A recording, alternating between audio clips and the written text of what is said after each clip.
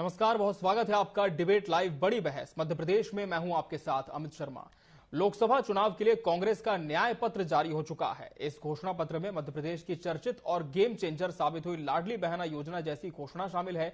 इसमें कांग्रेस ने गरीबी मिटाने के लिए 1 लाख रुपए सालाना दिए जाने का ऐलान किया है। इस स्कीम के तहत ये रकम सीधा परिवार की सबसे बुजुर्ग महिला के अकाउंट में ट्रांसफर की जाएगी।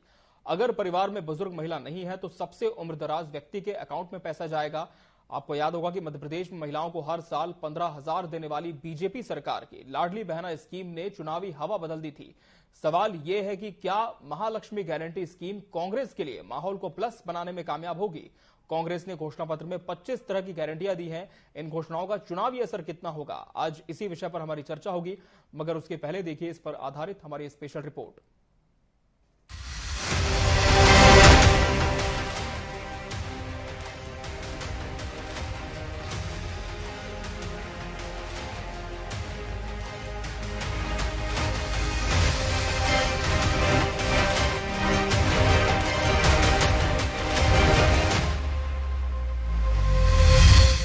मध्य प्रदेश में कर्ज माफी के वादे से कांग्रेस ने 2018 का विधानसभा चुनाव फतह किया था, तो लाडली बहना योजना पर सवार बीजेपी ने 2023 की एंटी इनकम्बेंसी को भारी जीत में बदल दिया।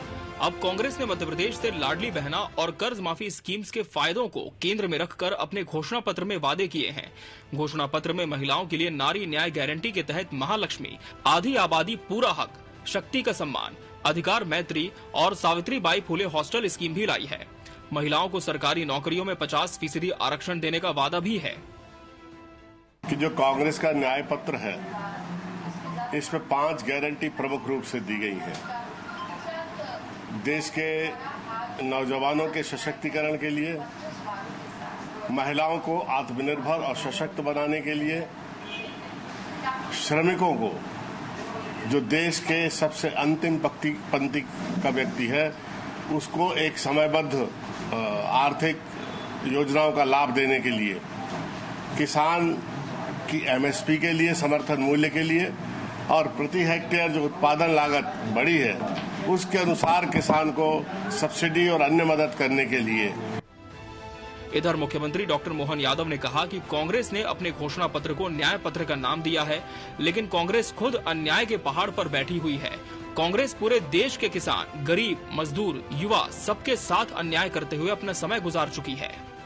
कांग्रेस ने का घोषणा पत्र, जिसको न्याय पत्र नाम दिया है, कांग्रेस अन्याय के पहाड़ पे बैठी हुई सदैव पूरी देश के किसान, गरीब, मजदूर, युवा सबके साथ अन्याय करते हुए उन्होंने अपना समय गुजारा है। ऐसे में उनके द्वारा न्याय शब्द उनके मुंह पे शोभा नहीं देता है।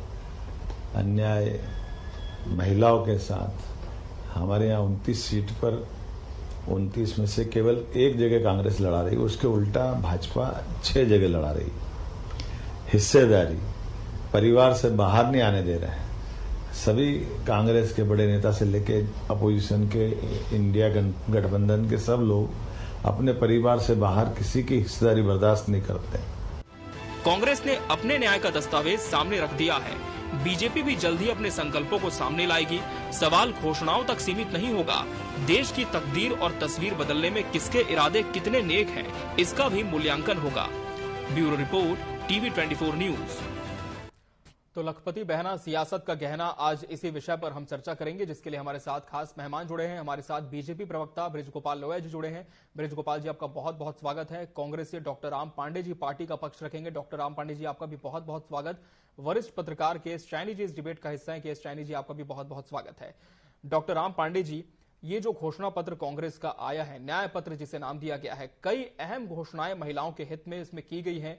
क्या आप मानते हैं कि इन घोषणाओं पर मध्य प्रदेश की जो महिलाएं हैं वो एतबार करेंगी और इसका कितना लाभ पार्टी को मिलेगा? जी 100% एतबार करेंगी जी। आप आजादी के पहले देखिए, 1947 के पहले जी महिलाओं की स्थिति क्या थी और पुरुषों की स्थिति क्या थी। उन दोनों को कितने अवसर मिलते थे, कितनी ज्यादा असमानता थी। यहाँ तक कि महिलाओं को वोट डालने तक का भी अधिकार नहीं होता था ज्यादातर देशों में दुनिया के। जब संविधान बना तो कांग्रेस ने महिलाओं को वोट डालने का अधिकार दिया, जो पूरी दुनिया में वोट नहीं डाल सकती थी महिला। तो कांग्रेस ने हमेशा समानता की बात की है, चाहे वो महिलाओं के लिए हो, दलितों के लिए हो या ओबीसी के लिए हो। कई हमने कानून बनाए जिनका भारतीय जनता पार्टी ने विरोध किया, जैसे दहेज एक्ट। दहेज के कारण कई महिलाओं को परेशान होना पड़ता था, जला दी जाती थी, मार दी जाती थी। भारतीय जनता पार्टी ने दहेज एक्ट का विरोध किया था। हमने बाल विवाह कानून लेकर आए, भारतीय जनता पार्टी ने बाल विवाह कानून का विरोध किया। हम पंचायती राज लेकर आए जिसमें महिलाओं को आरक्षण दिया गया, भारतीय जनता पार्टी ने उसका विरोध किया। आप देखिए, आज से 50-60 साल पहले स्कूल कॉलेजों में महिलाओं की संख्या ना के बराबर होती थी। आज इंजीनियरिंग और मेडिकल कॉलेज में आप चले जाइए, बराबर से वहां महिलाएं हैं। महिलाएं नौकरी करने नहीं जाती थी, आजकल नौकरी करने के लिए जाने लगी है। लेकिन वर्तमान में देश में इतनी असुरक्षा है, 51 महिलाओं के साथ प्रति घंटे मोदी सरकार में बलात्कार हो रहा है। 51 महिलाओं के साथ प्रति घंटे मोदी सरकार में देश में बलात्कार हो रहा है। जब 51 महिलाओं के साथ प्रति घंटे बलात्कार हो रहा है तो हमारे देश में महिलाएं असुरक्षित हैं। तो उनको सब बराबर पर लाना, उनको आगे बढ़ाना, ये हमारी नैतिक जिम्मेदारी बनती है। इसलिए 50% आरक्षण उनको नौकरियों में कांग्रेस की सरकार आने पर दिया जाएगा। संसद में हम महिलाओं के लिए 33% आरक्षण लेकर आए। भारतीय जनता पार्टी ने विरोध किया कि नहीं, ये गलत है, लेकिन अब मोदी सरकार ने उस 33% आरक्षण को हमारी नकल करके लेके आए, लेकिन लागू नहीं किया। कहा जब जनसंख्या की गिनती होगी तब लागू करेंगे। अब जनसंख्या जाएगा और 2029 तक का समय इसके लिए निर्धारित किया गया है। बृजगोपाल वैद्य कर लूंगा। बृजगोपाल जी, डॉक्टर राम पांडे जी कह रहे हैं कि 100% विश्वास है मध्य प्रदेश की महिलाओं पर कि वो इस घोषणा पत्र का एतबार करेंगी, लेकिन बीजेपी कांग्रेस के इस न्याय पत्र को किस तरह से देखती है? 1 लाख सालाना देने का वादा कांग्रेस ने किया है, नारी न्याय गारंटी के तहत आधी आबादी पूरा हक, ये स्लोगन दिया है। इसके अलावा महिलाओं को सरकारी नौकरियों में 50% आरक्षण भी कांग्रेस देगी अगर सरकार में आती है।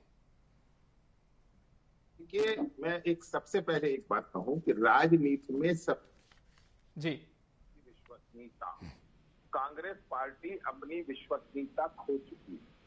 ये इसमें कुछ भी नयापन नहीं है। मैं आपको बताता हूं, 2019 के चुनाव में ये 72,000 रुपए देने का इस तरह की एक घोषणा पत्र लाए थे कि हम जो गरीब परिवार है उनको 72,000 देंगे। अब इस बार 1 लाख कह रहे हैं, कोई बहुत बड़ी चीज नहीं है। 5 वर्ष में इन्होंने 28,000 उनके बढ़ाने का घोषणा पत्र में काम किया है। परंतु सबसे महत्वपूर्ण है कि राजनीतिक दलों की और राजनेताओं की विश्वसनीयता, जो राहुल गांधी जी की और कांग्रेस पार्टी की विश्वसनीयता है जनता के बीच, वो शून्य पर है। और एक बात आप समझ लीजिए कि ये देश जानता है कि केवल नरेंद्र मोदी जी ही किसी गारंटी के पूरा होने की गारंटी हैं। देखिए, आप विपक्ष में होते हुए आप इस तरह के सपने दिखा सकते हैं, परंतु आपको ये बताना पड़ेगा कि 58 वर्ष सत्ता में रहते हुए आप ये क्यों नहीं कर पाए। आज भी जिन राज्यों में आप सरकार में है, 3 राज्यों में भी तो अभी भी बची है ना कांग्रेस की अकेले की सरकार। कुछ जगह कोलैबोरेशन में भी है, तमिलनाडु में है। जहां आप सरकार में है, क्या वहां महिलाओं को आपने 50% आरक्षण दे दिया है? उन राज्यों में नहीं दिया है। क्या वहां के गरीब परिवारों को आप इस तरह की कोई राशि दे रहे हैं? नहीं दे रहे हैं। इस तरह के झांसे देना कांग्रेस में कोई आज की बात नहीं है, ये परंपरा है कांग्रेस की। एक नया झांसा लेकर राहुल गांधी जी भी आए। आपको याद होगा, जब मैं बहुत छोटा था बचपन में, तब ये सुना करता था कि इंदिरा जी नारा लगा रही है गरीबी हटाओ। गरीबी तो नहीं हटी, परंतु गरीब सरकार के एजेंडे से हट गया। और ये कांग्रेस का पूरे इस सत्ता के दौरान का चरित्र रहता है। अभी राम पांडे जी बात कर रहे थे कि हमने ओबीसी के लिए जी, क्या राम पांडे जी आपको ये जानकारी है कि इस देश की संसद में 6 सितंबर 1990 को जब मंडल कमीशन की सिफारिशों को प्रस्तुत किया था विश्वनाथ प्रताप सिंह की भारतीय जनता पार्टी के समर्थन की सरकार ने, तब श्रीमान राजीव गांधी ने 6 सितंबर 1990 को भारत की लोकसभा में पिछड़ा वर्ग के लिए जो आरक्षण है उसका विरोध किया था। क्या ये आपको मालूम है? अभी आप महिला आरक्षण की बात कर रहे थे राम जी। महिला आरक्षण विधेयक को क्या यूपीए की सरकार में आपने लाने का जो प्रयत्न किया, वो किस तरह से साजिश का हिस्सा बना? आप उस साजिश में शामिल थे कैसे? समाजवादी पार्टी का सांसद जो आपकी सरकार में सहयोगी थे, समाजवादी पार्टी का सांसद मंत्री के हाथ में से महिला आरक्षण का बिल खींच कर ले गया और कांग्रेस देखती रही। दूसरी बात, यदि कोई एक बिल लेकर चला गया था तो उस सदस्य को निलंबित करके क्या आप उसे पास नहीं करा सकते थे? चलिए, तो महिला आरक्षण पर भी विरोध कांग्रेस का हुआ। बीजेपी कह रही है केस शाइनी जी, न्याय पर भरोसा दिलाना क्या कांग्रेस के लिए आसान होने जा रहा है? जी, ये जो मैनिफेस्टो आवाज आ रही है मेरी? जी जी, आपकी आवाज मिल रही है, आपकी बात रखें जी। कांग्रेस का है, ये काफी मेरे ख्याल से मंथन करके लेके आए हैं और सारे मुद्दे जो भी मुद्दे अभी चल रहे हैं वो सारे मुद्दों को एड्रेस किया गया है, चाहे महिलाओं को हो, यूथ का बेरोजगारी का मुद्दा हो, और जो हेल्थ का इशू है, एजुकेशन का है, पेपर लीक का है। आप देखिए जो भी मुद्दे इलेक्ट्रल बॉन्ड को लेकर हैं, पेगासस, रफाल, तो सारे मुद्दे जो जिसपे भी चर्चा होती रही और जिसपे कांग्रेस का अपना एक अलग मत रहता है, उसको लेकर मैनिफेस्टो में जिक्र किया गया है और इसको किस तरह से निराकरण करेंगे, उसको किस तरह से इम्प्लीमेंट करेंगे, उसका भी विवरण है। जैसे ने कहा 50% महिलाओं को आरक्षण देंगे गवर्नमेंट जॉब में, पर उसके साथ इन्हें एक और बहुत महत्वपूर्ण बात इसमें कही है, वो पैरा लीगल वुमेन ऑफिसर्स हर विलेज में अपॉइंट करेंगे जो कि इन सब चीजों को वहां के लोगों में जागरूकता पैदा करेंगे, उनको इस चीज की जानकारी दी जाएगी। पर मुद्दे की बात यह है कि ये सब चीजें लोगों तक कैसे पहुंचेगी और क्या कांग्रेस, एक बार कहना एक चीज होता है, जैसे आपने कहा, क्या जनता इस पे विश्वास करेगी या नहीं करेगी। मैनिफेस्टो जो है बहुत अच्छे से बनाया है और बहुत सारे मुद्दों को एड्रेस किया गया है और काफी अच्छे तरीके से बनाया है। जिस तरह से महिलाओं को, बुजुर्ग महिलाओं को 1 लाख रुपए देने की बात कही है, बेरोजगारों को अपेंडेंस देने की बात कही है, सारी चीजों को एड्रेस किया, लेकिन क्या जनता इस पे ट्रस्ट करेगी, ये सबसे महत्वपूर्ण बात है। क्योंकि आज जो कांग्रेस के अंदर से जिस तरह से लोग निकल के जा रहे हैं, पार्टी छोड़ के जा रहे हैं, वर्कर्स का मॉरल बहुत डाउन है, इसके बाद क्या जनता इन सब चीजों पर कितना विश्वास करती है, ये कांग्रेस को कैसे कांग्रेस इस चीज को डील करती है, ये ज्यादा महत्वपूर्ण है। चलिए ठीक है, डॉक्टर राम पांडे जी से जवाब ले लेते हैं। डॉक्टर राम पांडे जी, कांग्रेस कैसे भरोसा दिलाएगी जनता को जब कांग्रेस के ही लोग पार्टी छोड़कर जा रहे हैं? दूसरी तरफ जिस तरह से बृजगोपाल लोहे जी ने कहा कि ये मैनिफेस्टो केवल एक झांसा है, जहां आपकी सरकारें हैं वहां पर भी इस तरह की कोई बात नहीं हुई अभी तक। तो कांग्रेस पर क्यों लोग विश्वास नहीं करेंगे और क्यों करेंगे? पहले मैं ये बता दूं कि जब बीपी सिंह की सरकार थी तब भारतीय जनता पार्टी का समर्थन था बीपी सिंह सरकार को। बीपी सिंह सरकार मंडल कमीशन लेकर आई, ओबीसी आरक्षण लेकर आई, ओबीसी आरक्षण दे दिया गया। जैसे ही ओबीसी आरक्षण दिया, भारतीय जनता पार्टी ने समर्थन वापस ले लिया कि हम ओबीसी आरक्षण का विरोध करते हैं। इन्होंने बीपी सिंह की सरकार को ही गिरा दिया। ओबीसी आरक्षण का विरोध करने के कारण, दलितों का विरोध करने के कारण इन्होंने उस सरकार को ही गिरा दिया। बीपी सिंह सरकार का गिरने का एकमात्र कारण ओबीसी का आरक्षण बीपी सिंह ने दिया था और भारतीय जनता पार्टी के समर्थन पर वो सरकार बनी थी। भारतीय जनता पार्टी यदि बीपी सिंह से समर्थन वापस नहीं लेती तो वो सरकार गिरती नहीं और ओबीसी आरक्षण उसी समय लागू हो जाता और ज्यादा प्रभावी ढंग से होता। अब मैं आता हूं विश्वसनीयता की बात। जी $1 1 रुपए का हो गया क्या? भाई ये तो मोदी जी कहते थे, भारतीय जनता पार्टी कहती थी ना, तो अविश्वसनीय कौन है और विश्वसनीय कौन है? काला धन लेकर आएंगे, काला धन नहीं आया ना, सबसे बड़ा मुद्दा था। तो विश्वसनीयता तो नरेंद्र मोदी जी की जीरो हो गई, सारा भारतीय जनता पार्टी की विश्वसनीयता जीरो हो गई। अभी लेटेस्ट बात बता दूं, मोदी जी 2-3 महीने पहले मध्य प्रदेश में आए थे, कहा था 450 का सिलेंडर दूंगा। मुझे जितने लोग सुन रहे हैं और आप लोग भी सुन रहे हैं, क्या 450 का सिलेंडर मध्य प्रदेश में मिल रहा है? और इस तरह से उन्होंने कई प्रदेशों में कहा था। अब किस मुंह से किस प्रदेश में जाएंगे? न राजस्थान जा सकते, न मध्य प्रदेश जा सकते। वहां तो पत्रकार पूछेंगे ना कि 450 का सिलेंडर मोदी जी आप बोलकर गए थे, आप नहीं दे रहे, तो मोदी जी की विश्वसनीयता क्या हो गई? जीरो। उन्होंने क्या कहा था किसानों से? 2700 रुपए प्रति क्विंटल में हम गेहूं खरीदेंगे, 2100 रुपए प्रति क्विंटल में हम धान खरीदेंगे, लेकिन मध्य प्रदेश के किसानों से नहीं लिया जा रहा है ना। अब मोदी जी कैसे आएंगे? आप लोग उनसे सवाल पूछेंगे कि आप तो झूठ बोलते हो। अब राहुल गांधी की बात आ जाए, मनमोहन सिंह सरकार थी, 10 साल राहुल गांधी सांसद थे, उन्होंने सरकार के साथ काम किया, तीसरी विश्व की अर्थव्यवस्था बनी थी, जीडीपी एवरेज 7.5% थी। दुनिया में जब मंदी थी तब भारत में उस मंदी का असर नहीं हुआ। साइकिल वाले लोग मोटरसाइकिल पर आ गए थे और मोटरसाइकिल वाले कार पर आ गए थे। और सरकार कुछ गलत तो नहीं कर रही है, ये राहुल गांधी और मनमोहन सिंह ने दिया आरटीआई कि सरकार यदि भ्रष्टाचार कर रही है तो हम आपको ये जानने की ताकत देते हैं और पूरी दुनिया को बताने की ताकत देते हैं। पूरे देश को बताइए कि सरकार भ्रष्टाचार कर रही है। ये ताकत किसने दी थी? राहुल गांधी ने। राइट टू एजुकेशन, सबको फ्री शिक्षा होनी चाहिए, ये ताकत किसने दी थी? राहुल गांधी ने। तो विश्वसनीय कौन हुआ? राहुल गांधी। ब्रिज गोपाल जी आपकी बात रखें जी। विश्वसनीयता 100 आपसे झूठ बोलना 0% है, इसलिए इस मैनिफेस्टो पर जनता विश्वास करेगी। बस आज ठीक है डॉक्टर रामपाल जी वालों से कि जनता तक पहुंचाने का काम। ठीक है ब्रिज गोपाल जी आपकी बात रखें जी।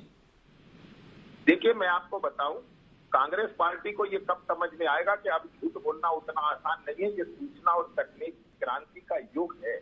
आज सब जानते हैं। अभी कह रहे थे मेरे मित्र राम जी कि हमने कब समर्थन वापस लिया था। हमने विश्वनाथ प्रताप सिंह की सरकार से समर्थन लिया था जब विश्वनाथ प्रताप सिंह ने लालू यादव जी के द्वारा लालकृष्ण आडवाणी जी को समस्तीपुर में गिरफ्तार करवाने का काम किया था। तब हमने वापस लिया था। श्रीमान पहले अपनी जानकारियों को दुरुस्त कर ले। दूसरी बात मैं आपको बताता हूँ कि जो विश्वसनीयता का अभाव है वो कितना है। आज जब ये घोषणा पत्र जारी हो रहा था तब महिलाओं के लिए जो घोषणा जिस पर आप संवाद कर रहे हैं 1 लाख देने की बात, तब भी वहां मौजूद किसी व्यक्ति ने ताली नहीं बजाई। खड़गे जी को कहना पड़ा कि आप ताली तो बजा दो कम से कम, तब भी चुनिंदा लोगों ने बजाई। तो देखिए जो कांग्रेस के कार्यकर्ता उस कक्ष में मौजूद थे, उन कांग्रेस के कार्यकर्ता और नेताओं को विश्वास नहीं है, क्योंकि उन्हें तो मालूम है कि आप झूठ बोल रहे हैं। अब झूठ बोल रहे हैं तो वो ताली भी कैसे बजाएं। इस विश्वसनीयता के अभाव में कांग्रेस कैसे आई? क्योंकि इस तरह से जब आप झूठ बोलेंगे, अभी आप नौकरियों की चर्चा कर रहे थे, मैं बताता हूँ कि यूपीए की सरकार ने 2004 से 2014 तक जितनी नौकरियां दी हैं उससे 2 गुनी से ज्यादा नौकरियां नरेंद्र मोदी जी की सरकार ने इन 10 वर्षों में दी हैं। अकेले एक रेलवे का एग्जाम्पल बता देता हूँ, 4,11,000 नौकरियां 9-10 वर्ष में यूपीए की सरकार ने दी थी 2004 से 2014 तक। और मोदी जी के नेतृत्व की भारतीय जनता पार्टी की सरकार ने 2014 से 2023 तक, अभी एक वर्ष हटा रहा हूँ, तब 5.25 लाख नौकरियां तो केवल रेलवे में दे चुके हैं। हमने 2 गुनी नौकरी देने का काम किया। ये जो झूठ का नैरेटिव सेट करने की बात है, जो अर्थव्यवस्था की अभी बात कर रहे थे कि नेहरू के काल में अर्थव्यवस्था भारत की 3रे नंबर पर थी, जिस दिन भारत के प्रधानमंत्री जवाहरलाल नेहरू बने थे, और जिस दिन नरेंद्र मोदी बने उस दिन वो 11वें नंबर पर थी। इसे पीछे ले जाने का पाप किसने किया है? जिस डॉलर की आप चर्चा कर रहे थे 1945 में $1 और ₹1 बराबर था, उसको 80 रुपए तक ले जाने का पाप किसने किया था? जिनने 4 पीढ़ियों तक राज किया वो पापी आज दूसरों पर आरोप लगाते। दुर्भाग्य देश का ये है कि आज अगर गरीब है तो किसकी गलत नीतियों के कारण है, किस तरह। और एक बात और कहूंगा, पहले वो पूरी हो जाए उसके बाद आप राम जी को पूछ लीजिए। आपको याद है कि श्रीमती इंदिरा गांधी ने कहा कि जात पर ना पात पर मोहर लगेगी हाथ पर। अब उनका पोता आकर पूरे देश भर में घूम घूम कर कह रहा है कि नहीं, जातियों में पुनः देश को बांट दो। ये डिवाइड एंड रूल, बांटने की राजनीति और उसके ऊपर चढ़कर राज करने की जो मंशा कांग्रेस पार्टी की है वो दुर्भाग्यपूर्ण है। परंतु अब इस देश का युवा समझदार हो चुका है, इस देश का नागरिक पढ़ा लिखा है, वो जानता है कि आप केवल वोटों की हवस में ये कर रहे हैं। ठीक है डॉक्टर रामपाल जी जवाब दें, क्या सिर्फ वोटों के लिए राजनीति है? जी, आप इस बात को सही मानते हैं कि प्रधानमंत्री के अंडर में 100 IAS काम कर रहे हैं, उसमें से 2-3 OBC हैं और 1-2 SC ST है। क्या ये सही है? क्या प्रधानमंत्री गलत नहीं कर रहे हैं? क्या बीजेपी गलत नहीं कर रही है? क्या बराबरी का मौका नहीं मिलना चाहिए सबको?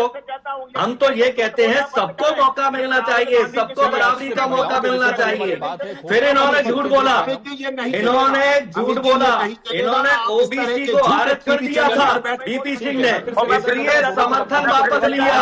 लालू यादव जी भाई, केस शाइनी जी ने का रुख तो कर नहीं लेते हैं। रोका केस था, शाइनी जी, आपका जैसे कि आपने लालू कहा कि यादव ने- न्याय पर भरोसा दिलाना कांग्रेस के लिए इतना आसान नहीं होगा, लेकिन शाइनी जी अहम ये भी है कि जिस तरह से पूर्ववर्ती शिवराज सिंह चौहान की सरकार लाडली बहना योजना मध्य प्रदेश में लेकर के आई थी, एक गेम चेंजर बीजेपी के लिए साबित हुई थी।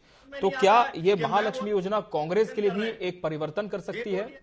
केस शाइनी जी, क्या क्वेश्चन है? केस शाइनी जी, क्या आप मुझे सुन पा रही हैं?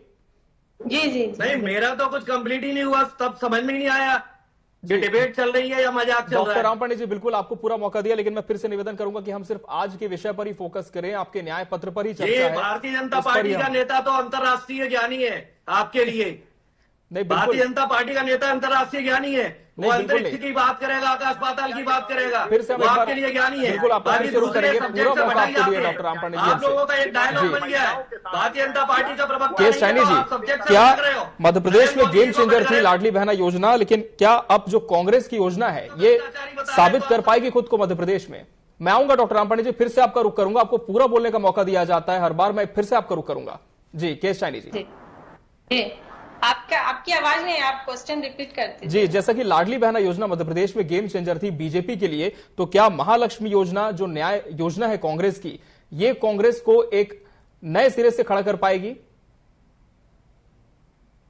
देखिए, मुझे नहीं लगता सिर्फ एक योजना से कुछ फर्क पड़ता है, और ये जी। तो पूरे देश की बात है। इसमें मुद्दे अलग होते हैं, लोकल लेवल पे मुद्दे अलग होते हैं, और बिल्कुल। जब नेशनल इलेक्शंस होते हैं वहां पे मुद्दे अलग होते हैं। तो सिर्फ एक योजना से कि मतलब लाडली महालक्ष्मी योजना, लाडली लक्ष्मी योजना, इन योजनाओं से इतना फर्क नहीं पड़ेगा। पर मेरा मानना यह है कि कांग्रेस का जो मैनिफेस्टो, ओवरऑल जो मैनिफेस्टो है, अगर आप उसको देखोगे तो मेरे ख्याल से सब चीज एक समग्र रूप से बनाया गया है, बहुत बैलेंस्ड है, हर वर्ग को एड्रेस किया गया है, हर जगह न्याय देने की बात कही है, जो जी। गारंटीज दिए हैं वो है। लेकिन एक दो मुद्दे जो मैं पूछना चाहूंगी, जैसे कांग्रेस हमेशा ईवीएम पे सवाल उठाती है, जी। लेकिन मैनिफेस्टो में कहीं पे भी ईवीएम का जिक्र नहीं है। ओल्ड पेंशन स्कीम की जो बात कही थी, जो हिमाचल का इलेक्शन हुआ था, बाकी जगहों पे भी इनने ईवीएम की ओल्ड पेंशन स्कीम लाने की बात कही थी, लेकिन अब जब नेशनल इलेक्शंस आ रहे हैं तो वहां पे ओल्ड पेंशन स्कीम की कोई जिक्र नहीं किया है। तो क्या कांग्रेस ने अपना स्टैंड चेंज किया है इस मामलों को लेकर? ये मतलब इसमें थोड़ा कांग्रेस ही इसमें क्लैरिटी ला सकती है, और मेरा ये सवाल भी होगा राम पांडे जी से कि अगर वो किस तरह से इन चीजों को देखते हैं। बिल्कुल, डॉक्टर राम पांडे जी जवाब दें कि जांच एजेंसियों के दुरुपयोग रोकने के लिए कानून का जरूर इसमें जिक्र है, लेकिन जैसे कि ओल्ड पेंशन स्कीम का जिक्र किया केस शाइनी जी ने, उस पर कोई बात नहीं है, ना ही ईवीएम पर कुछ कहा है। जी, कुछ बातें ऐसी होती हैं कि जो जनता को पूरी तरह से पता है। जी। हमारी जिन राज्यों में सरकार है, जिन राज्यों में सरकार थी, हमने ओल्ड पेंशन स्कीम लागू की थी, राजस्थान में लागू की थी, हिमाचल में लागू की है। तो जनता को पता है ना कि ये तो इनकी स्कीम चली रही है, तो ये तो लागू होना ही है। इसमें तो कुछ दो राय है ही नहीं कि ओल्ड स्कीम लागू होगी या नहीं होगी। जी। अब आपने कहा कि ये दूसरी स्कीम क्यों नहीं आई है, भाई इलेक्टोरल बॉन्ड से चंदा लिया जा रहा है तो इसको लाएंगे नहीं लाएंगे। अब ये तो घोटाला सुप्रीम कोर्ट ही बता रहा है, तो ये आऊंगा तो ब्रिज रोका गोपाल जी, फिर जाएगा। आपके पास आऊंगा। हम संविधान खत्म होने की बात हो रही है जी। कई तरह से, जैसे संसद में नहीं बोलने दिया जा रहा है तो इस तरह के कानून लेकर आएंगे। जैसे दल बदल इतना ज्यादा हो रहा है, जी। 50-50 करोड़ में विधायक खरीदे जा रहे हैं, तो दल बदल कानून को और स्ट्रॉन्ग किया जाएगा। तो कई बातें जो पब्लिक डोमेन में होती हैं, जरूरी नहीं है कि वो मैनिफेस्टो में आए और उनको बार बार बोला जाए, जी। वो जनता को पता है। लेकिन अभी जो मैनिफेस्टो में है, जी। ये मीडिया की जिम्मेदारी है जनता तक पहुंचे। और एक बड़ी बात बोल रहा हूं मैं, जी, जैसे हम अभी बीजेपी के प्रवक्ता कह रहे हैं मैनिफेस्टो खराब है, और यही मैनिफेस्टो आचार संहिता के पहले आ आऊंगा जाता ब्रिज तो गोपाल जी। बीजेपी कॉपी कर लेती। जैसे हमारी नारी सम्मान योजना थी, उसकी इन्होंने चोरी की, उसकी कॉपी की और लाडली बहना के नाम से उसको लॉन्च कर दिया। तो यही सारी योजनाएं यदि आचार संहिता लगने के पहले हम बताते जी। तो ये सब उन्हीं को गाते, ये जी। उसी मैनिफेस्टो को अपना बना लेते और नीचे साइन कर देते कि हमारा चलिए, जवाब ले मैनिफेस्टो लेते है। इस आरोप क्योंकि पर। आचार संहिता लागू हो चुकी है, तो जी। अब ये चोरी नहीं कर सकते, क्योंकि ठीक इनकी है। चोरी करने की आदत है, झूठ बोलने की चलिए, आदत है। ठीक है डॉक्टर राम पांडे जी, पता इसी नहीं पर क्या-क्या जवाब ले बोलने लेते की आदत है। हैं। ब्रिज गोपाल लोया जी, पब्लिक मैनिफेस्टो चोरी करने का आरोप कांग्रेस लगा रही है, और दूसरा सवाल यह भी है कि अब कांग्रेस का घोषणा पत्र तो सामने आ चुका है, लेकिन बीजेपी का संकल्प कब सामने आएगा? देखिए, हम तो अपना संकल्प पत्र लाएंगे, मगर उससे ज्यादा महत्वपूर्ण ये है कि हम माननीय नरेंद्र मोदी जी के 10 वर्षों की उपलब्धियों को लेकर जनता के बीच जा रहे हैं। पहले तो आप अपना अस्तित्व बताएंगे। आप मुझे इस बात समझिए, आपका भूतकाल सुनकर ही तो लोग आपकी वर्तमान बात पर विश्वास करते हैं कि आपकी भविष्य की योजनाएं कितनी सही हैं। कांग्रेस पार्टी के किसी प्रवक्ता में साहस हो तो वो बताए कि 2004 से 2014 की यूपीए की सरकार की कोई उपलब्धि हो तो बताना चाहिए। कमलनाथ की सरकार की उपलब्धि बताए, दिग्विजय सिंह की सरकार की उपलब्धि बताए। तो आपका जब अतीत इतना गंदा है तो वर्तमान में आप पर कैसे विश्वास किया जाए कि आप भविष्य की उचित योजनाएं लाएंगे। और यही जो विश्वसनीयता का संकट है, ये कांग्रेस पार्टी नहीं, देश पर संकट है कि कांग्रेस पार्टी और कांग्रेस पार्टी के नेता राहुल गांधी अपनी विश्वसनीयता को खो चुके हैं। और जो नेता अपनी विश्वसनीयता को खो देता है, जनता उस पर विश्वास नहीं करती। आज कांग्रेस पार्टी को पहले तो अपनी बात को, ये अभी ओल्ड पेंशन स्कीम की बात कर रहे थे, राजस्थान, छत्तीसगढ़ और हिमाचल प्रदेश तीनों राज्यों में लागू नहीं हुई। आज तक भी आज दिन डेट बात कर रहे हैं, कहीं आपने लागू नहीं की है। झूठ बोलते हो, फंस जाते हैं। क्या तेलंगाना में लागू हो गई, क्या कर्नाटक में लागू हो गई? कहीं नहीं हुई, कहीं नहीं हुई। केवल चुनाव आएगा तो लोगों को वर्ग लाने का प्रयत्न करेंगे, उनके वोटों को ठगने का काम करेंगे, जिस तरह मध्य प्रदेश में किया था कि 10 दिन। चलिए, तो कांग्रेस का घोषणा पत्र आ चुका है, बीजेपी का संकल्प पत्र आना बाकी है और इसके पहले ही आरोप प्रत्यारोप की राजनीति लगातार देखने को मिल रही है। बहरहाल समय हमारे पास इतना ही था इस चर्चा के लिए। आप तीनों मेहमानों का बहुत बहुत शुक्रिया हमसे इस डिबेट में जुड़ने के लिए और इसका हिस्सा बनने के लिए आपका धन्यवाद। इसी के साथ बड़ी बहस डिबेट लाइव मध्य प्रदेश में आज के लिए फिलहाल इतना ही। मुझे और मेरी पूरी टीम को दीजिए इजाजत। नमस्कार।